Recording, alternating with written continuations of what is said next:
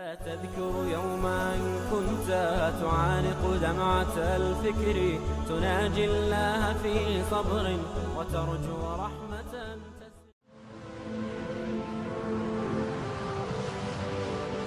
حضرت عمر رضی اللہ تعالیٰ عنہ جب ایمان لائے تو آپ نے ایک ایک کافر کے گھر کے دروازے پہ کھڑے ہو کے کہا کہ تم کمزوروں کو مارتے تھے، میں تمہیں بتانے آیا ہوں میں محمد عربی کا نوکر بن گیا۔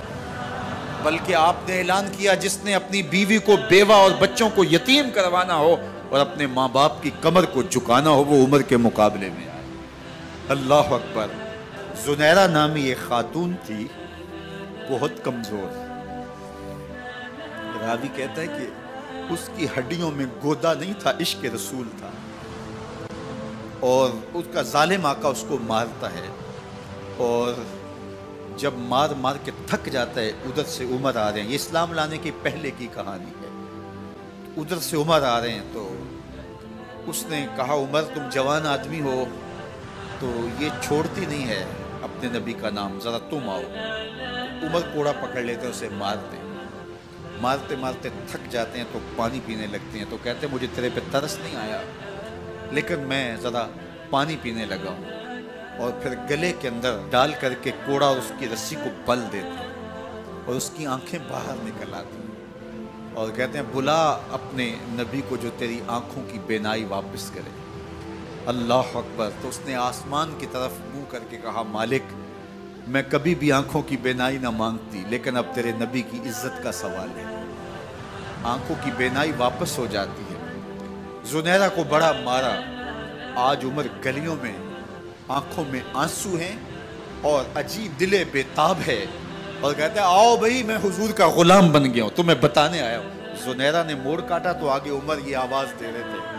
زنیرہ ایک کونے پہ کھڑے ہو کے رو کے کہتی ہے عمر تم تو بڑے اس دن جوش و غضب میں تھے اور تم مارتے ہوئے تھکتے نہیں تھے۔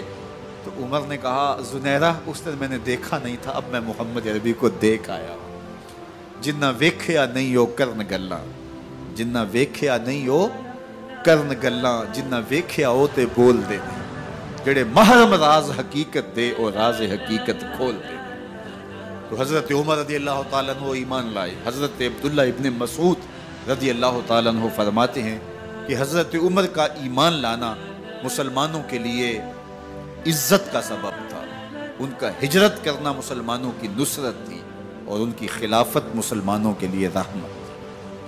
حضرت عمر رضی اللہ تعالیٰ عنہ وہ ہیں کہ میرے حضور نے فرمایا لوگوں جب نیک لوگوں کا ذکر کرو تو میرے عمر کا تذکرہ ضرور کیا کرو۔ میرا عمر وہ ہے کہ جب وہ ایک سمت سے آ رہا ہو، ایک گلی اور بازار سے آ رہا ہو تو شیطان بھی آ رہا ہو عمر کو دیکھ کے راستہ تبدیل کر لیتا ہے۔ حضرت عمر رضی اللہ تعالی عنہ کی طبیعت کے اندر جو جاہ و جلال تھا، طبیعت کے اندر جو سختی تھی وہ اسلام کے اندر آ کر بھی قائم رہی، اور آپ نے وہی سختی وہی جاہ و جلال جو پہلے مسلمانوں کے خلاف تھا اب کفار کے خلاف منافقین کے خلاف حضرت عمر کی طبیعت کے اندر وہ جوش و خروش بدستور موجود ہے۔ لیکن جس دن آپ خلیفہ بنے تو اس دن آپ نے ممبر پہ چڑھ کے جو خطبہ دیا اس میں کہا لوگوں میں سخت اس لیے تھا کہ رسول اللہ نرم تھے، پھر میں سخت اس لیے تھا کہ حضرت ابوبکر صدیق نرم تھے، اب میں تخت خلافت پہ بیٹھا ہوں، اب میری سختی جو ہے وہ نرمی میں تبدیل ہو گئی، صرف فاسقوں فاجروں اور باغیوں کے لیے میں سخت ہوں، باقی تمہارے لیے نرم ہوں۔ سب سے کم جو تنخواہ بیت المال سے اگر کسی وجود نے لی ہے تو وہ حضرت عمر رضی اللہ تعالیٰ عنہ نے صرف 2 جوڑے لیتے تھے سال میں، اور راوی کہتا ہے کہ میں نے دیکھا ہے کہ اس میں بھی 17 پیوند لگے ہوتے تھے۔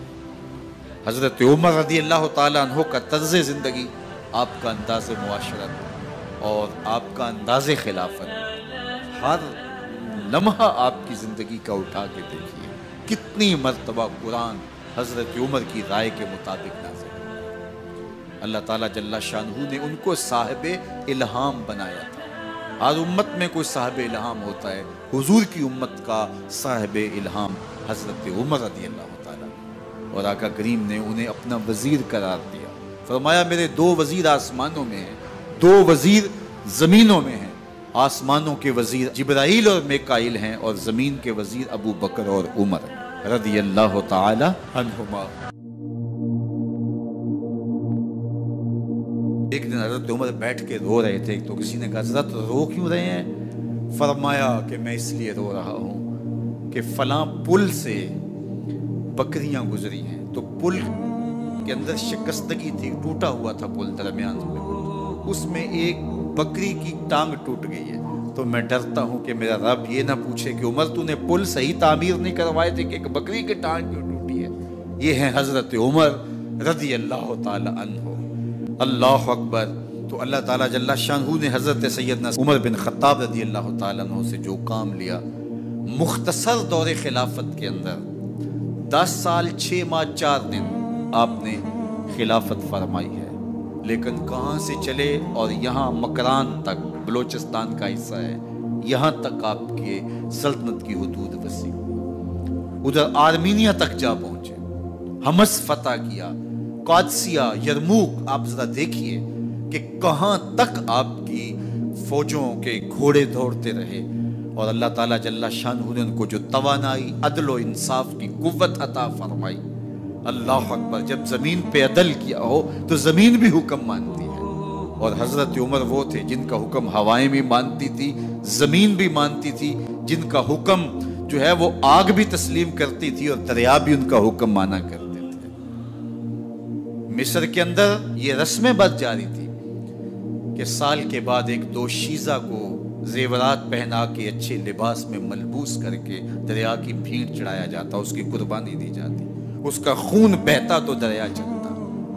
جب مسلمانوں نے مصر فتح کیا تو گورنر نے لکھا کہ اسلام تو اس طرح کی رسوم کی اجازت نہیں دیتا، لیکن خشک سالی ہے، لوگوں کی فصلیں ویران پڑی ہے، تو حضرت کیا کیا جائے؟ تو حضرت عمر رضی اللہ تعالیٰ عنہ کاغذ کے ٹکڑے پہ لکھتے ہیں بسم اللہ الرحمن الرحیم۔ مصر کے نیل کی جانب عمر کا خط لکھتے ہیں، اے نیل اگر تو اللہ کے حکم سے چلا کرتا ہے تو چل، ورنہ ہمیں تیرے چلنے کی کوئی حاجت نہیں ہے۔ اور قاصد کو کہا یہ خط لے جاؤ اور جا کے دریائے نیل میں پھینک دو۔ قاصد جا کے خط دریائے نیل میں پھینک دیتا ہے، پانی آتا ہے، ایسا دریائے نیل چلا، 14 صدیاں ہوئی ہیں آج تک کبھی بند ہی نہیں ہوا۔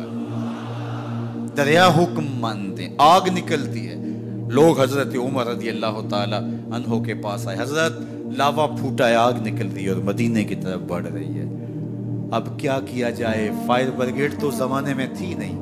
عمر نے اپنی قمیض اتاری، جس قمیض پہ 17 پیوند لگے ہوئے تھے چمڑے کے، کہا یہ قمیض لے جاؤ، جدھر آگ بڑھ رہی ہے آگے ڈھالنا، آگ پیچھے بھاگ جائے گی۔ زلزلہ آتا ہے تو زمین پہ دھرا مارتے ہیں، زمین رک جا، کیا عمر نے تیری چھاتی پہ عدل نہیں کیا ہے؟ تو یہ عمر ہیں رضی اللہ تعالی عنہ کہ جن کے انصاف کی وجہ سے، جن کے عدل کی وجہ سے اللہ تعالیٰ کی رحمات، اس کی برکات کا نزول ہوتا تھا، اور اللہ تعالیٰ نے مسلمانوں کو وہ آبرومند حکومت دی۔ کائنات کی تاریخ کے اندر ایسی حکومت آپ نے نہیں دیکھی ہوگی جو حضرت عمر نے حکومت کی ہے۔ اللہ اکبر۔ فرمایا فرات کے کنارے پہ ایک کتا بھی پیاسا مر گیا تو اس کا حساب بھی عمر سے ہوگا۔ باہر سے سفیر آتا ہے اور آ کے پوچھتا ہے کہ میں امیر المومنین کے، مسلمانوں کے حکمران کے محل میں جانا ہے، تو وہ مسکرا کے کہتے ہیں ہمارے امیر کا تو کوئی محل نہیں ہے۔ کہا کہاں ہے تمہارا امیر؟ کہا مسجد نبوی میں ہوگا یا بیت المال کی اونٹوں کی دیکھ بھال میں لگا ہوگا۔ وہ جب گئے تو مسجد میں نہیں ہے، اللہ اکبر، وہاں گئے تو وہاں بھی نہیں ہے۔ پھر کیا دیکھتے ہیں کہ عمر رضی اللہ تعالی عنہ جنت البقیع کے پاس ایک درخت کے نیچے اینٹ کا سرانہ رکھ کے سوئے ہوئے، تو اس نے کہا عمر تو نے عدل کیا ہے، تجھے کچی اینٹ پہ بھی نیند آ گئی، ہمارے حکمرانوں نے انصاف نہیں کیا، اور وہ بند اور محفوظ کمروں کے اندر بھی سکون اور چین کی نہیں سو سکتے۔ حضرت سیدنا عمر رضی اللہ تعالیٰ عنہ نے اس طرح ان امور سلطنت نبھائے۔ آپ دن کو لوگوں کی دیکھ بھالی کرتے، لوگوں کی ضروریات سنتے سمجھتے، اور جب رات پڑتی لوگ سو جاتے، عمر مدینے کی گلیوں میں پہرا دیتے۔ کائنات نے کوئی ایسا بھی حکمران دیکھا ہوگا؟ اللہ اکبر۔ وہ مجاہد جو مختلف محاذات پہ گئے ہوئے ہوتے، ان کے گھروں کی دیکھ بھالی کرتے، ان کی ضروریات کا خیال رکھتے، ان کی آبرو کا پہرا دیتے۔ راتوں کی تنہائیوں کے اندر حضرت عمر اٹھتے اور جا کے گشت کرتے، چکر لگاتے، دیکھتے کوئی آنکھ پر نم نہ ہو، مفلسی کا کسی گھر میں ماتم نہ ہو۔